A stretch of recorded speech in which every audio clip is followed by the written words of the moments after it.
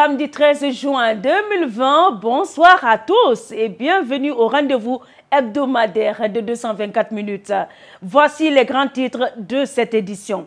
En dépit de la pandémie du Covid-19, le ministère des Travaux publics s'active sur le terrain. Nous verrons le niveau d'avancement des travaux de reconstruction de la route de Donka. Le ministère de la Santé et l'Agence nationale de sécurité sanitaire ANSS reçoivent des désinfectants et 2000 masques de l'ONG Destin en main. La fête de la musique, on en parle dans l'hebdo, c'est le 21 juin en Guinée. Elle sera marquée par l'organisation de la deuxième édition de Musique Tour. Comment se prépare ce rendez-vous culturel? Élément de réponse avec nos reporters. Dans notre page internationale, nous ouvrons une lucarne sur l'affaire George Floyd et la vague de solidarité qu'elle a suscitée dans le monde.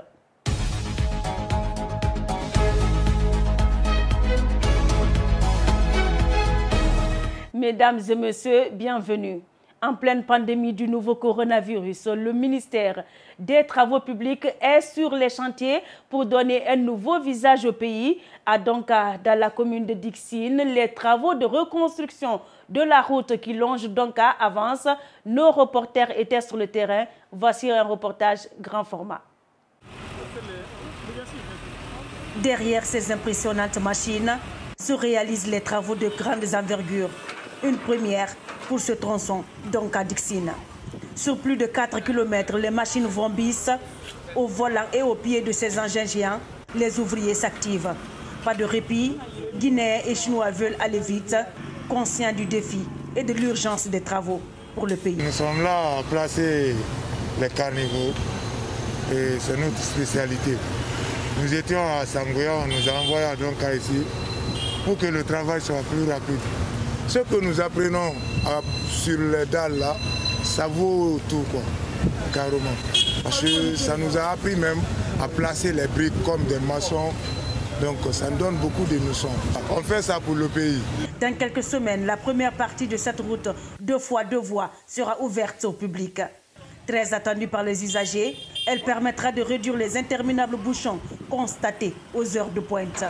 Les efforts du chef de l'État et de son gouvernement sont salués. J'apprécie l'idée et au nom du président de la République, là, moi je me réjouis qu'à son projet et je remercie son gouvernement, le président lui-même également et son gouvernement et le ministre Naïté. Donc une fois que la route elle est finie, et Inch'Allah, tout le monde va profiter. Ça va diminuer l'embouteillage. Bon, et puis pour aller aussi en ville, ça sera très facile pour nous. On est très fiers de lui quand même. C'est un bon président et on lui souhaite de longues vies, bonne santé à lui. Un chantier titanesque renforcé par la réinstallation des tuyaux de la SEG et de nouveaux poteaux électriques. Après la réalisation de ces infrastructures, la Cibitec consacre ses efforts sur la pose de blocs de béton qui, une fois constitués, formeront les caniveaux. Pour le déplacement des réseaux par SEG et les fibres optiques, environ 50% on a achevé. Et pour la pose des ZB4 sur la chaussée droite pour la route Tonga, c'est 1 km 100 mètres, 1,1 km.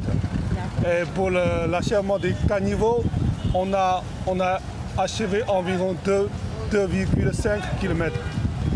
On fait notre meilleur pour le terminer avant fin juillet et au début du mois juillet. En fin de juin, au début du mois juillet, pour terminer le ZB4 sur toute la route droite pour le Tonga. Ces travaux qui vont changer le visage de ce tronçon sont portés par le chef de l'État et de son gouvernement, en particulier le ministère des Travaux publics. Réalisé par l'entreprise chinoise Cibitec, il concrétise et renforce l'axe de coopération entre la Chine et la Guinée. Les soutiens aux ministères et structures étatiques pour freiner la pandémie du Covid-19 continuent d'affluer. Le mercredi 10 juin, l'ONG Destin en main, en collaboration avec Tinkiso et l'UNICEF, ont fait un don de 2000 masques et de produits désinfectants au ministère de la Santé et à l'ANSS.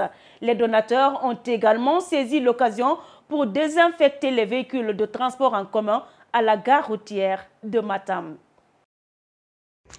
Des produits désinfectants, des bouteilles d'eau, 2000 masques viennent grossir la logistique pour la riposte contre le Covid-19.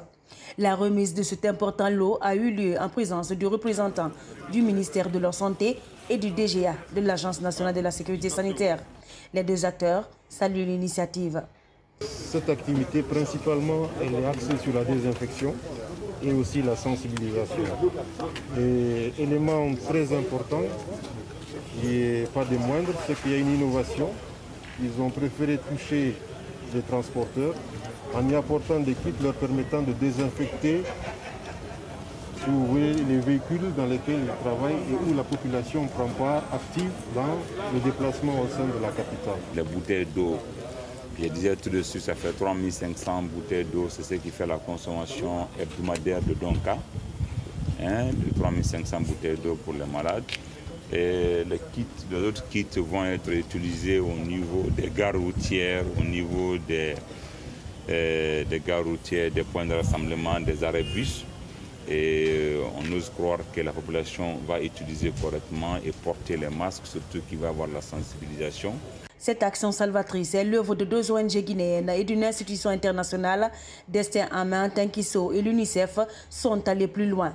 Après la présentation au syndicat des transporteurs, quelques véhicules de transport en commun ont été désinfectés à la gare routière de Matam. Nous avons remarqué qu'au niveau du secteur du transport, le contact est inévitable.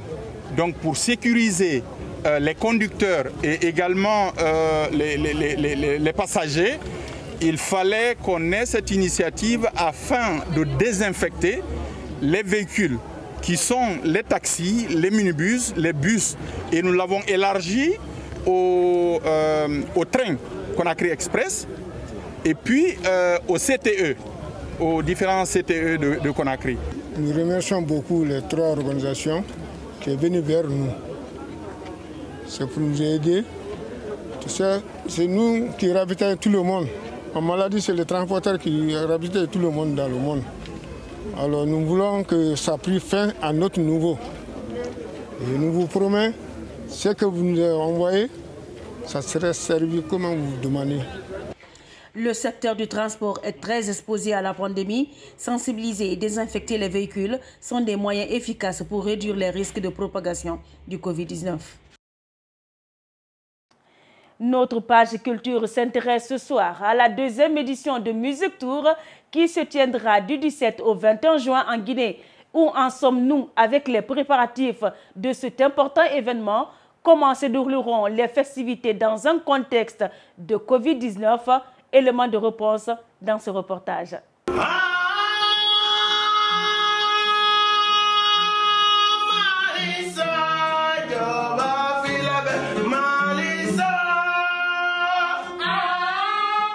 Une reprise phénoménale et frissonnante de Mali Sadio, l'un des titres phares de Feu Elhadji Sori Kandja Kouyaté.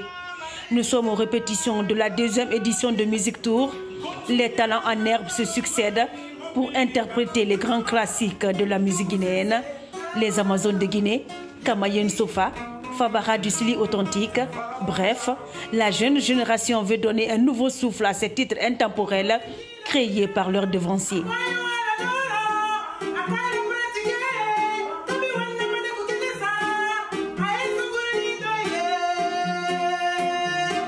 Moi, je pense bien que c'est une très bonne idée parce que ça nous pousse à travailler et puis ça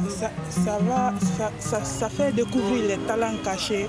Surtout moi, je ne suis pas connue d'abord, malgré mon papa est connu, mon grand frère, ma maman, eux tous sont connus, mais moi je ne suis pas connue. Donc ça me fait plaisir, vraiment plaisir. Je me sentais trop dans la couleur guinéenne et je suis fier de ça parce qu'il faut suivre les traces des icônes.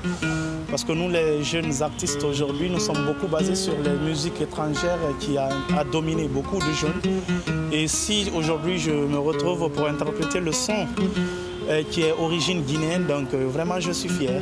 Nos espoirs sur les traces de nos icônes est le thème de cette deuxième édition de Music Tour. Du 17 au 21 juin prochain, ces jeunes artistes vont offrir un concert retour dans le temps via les réseaux sociaux. Chapeautés par les grosses pointures de la musique guinéenne, ils auront la chance et le privilège de montrer leur talent au peuple de Guinée. Il faut les corriger et puis les monter. Il faut les corriger et puis les monter et descendre là. Parce qu'il y a ténor, il y a les voix basses, il y a, disons, une variation, quoi. Donc si tu ne parviens pas à les corriger, pour eux c'est bon. Parce qu'on peut chanter sans s'écouter. Mais les auditeurs qui sont là, ils peuvent apporter quelque chose. C'est une compétition. Mais avec la situation du pays, cette année, on a voulu marquer la musique. C'est-à-dire on a appelé nos espoirs sur les traces de nos icônes. Donc on a voulu marquer Music Tour pour la 2e édition. Et on ne voulait pas que ça passe comme ça. Donc on a pris des représentants de communes. Sinon, normalement, c'est une compétition qu'on essaie de mettre en place. Ce sera en ligne, ce sera sur ma page ou celle de Aïssatou Dramira, ce sera sur Orbi Loveba ou Aïssatou Dramira. Et donc, c'est le direct qu'on va faire du 17 au 21. Du 17, donc ça va commencer par une ouverture. On a des vedettes déjà avec nous qui ont accepté d'être avec nous. Ici, les répétitions sont intenses. Chacun de ces lionceaux de la musique guinéenne se surpasse. Pendant ce temps, les organisateurs sont sur le pied de guerre pour la recherche de sponsors. Cette année, Music Tour a besoin de 20 millions de francs guinéens pour réaliser le rêve de ses talents en herbe et offrir à des millions d'internautes un spectacle unique. La mort de l'Afro-Américain George Floyd a suscité l'émoi dans le monde entier. En Amérique, en Europe et sur le continent africain, de longues chaînes de solidarité se sont tissées pour dénoncer les violences policières et rendre hommage à celui qui est désormais devenu un symbole du ralliement des hommes épris de justice. La mort de George Floyd à Minneapolis a rappelé au monde le devoir de solidarité et d'unité pour l'émergence d'une société fondée sur des valeurs de justice. La fin tragique de cet Afro-Américain a mobilisé comme un seul homme la planète entière sans distinction de la couleur de peau. Blancs, noirs, jaunes étaient par milliers dans les rues pour dire non au racisme et aux violences policières. Des États-Unis au Japon, en passant par les pays européens et africains, la chaîne de solidarité a insisté sur le fait que tous les citoyens naissent libres et égaux. Ils ont en commun la couleur du sang, le sang rouge. Repose en paix, George Floyd. Fin de l'hebdo. Au nom de toute l'équipe de 224 minutes, merci de votre fidélité renouvelée à notre chaîne. Prenez grand soin de vous et surtout, n'oubliez pas de respecter les gestes barrières car le Covid-19 est une réalité.